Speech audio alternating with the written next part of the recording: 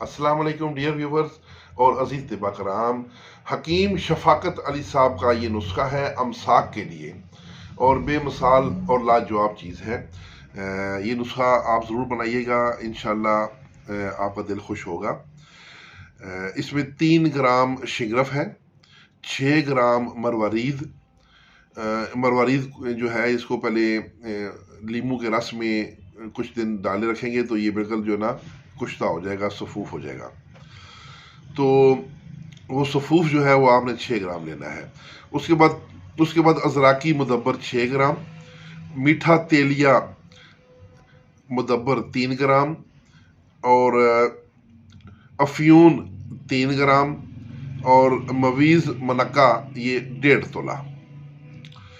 پہلے سب ادویہ کا صفوف کر لیں اور اس کے اوپر منقع ڈال کے اتنا کوٹیں کہ بالکل یہ ایک لیس دار پیڑا سا بن جائے.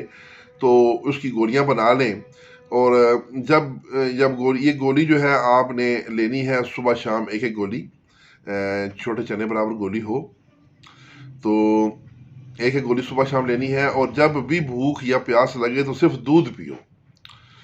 اس سے ساری رات کا امساک ہوتا ہے. اگر مرد میں طاقت ہو تو طاقت الگ چیز ہے، امساک الگ چیز ہے.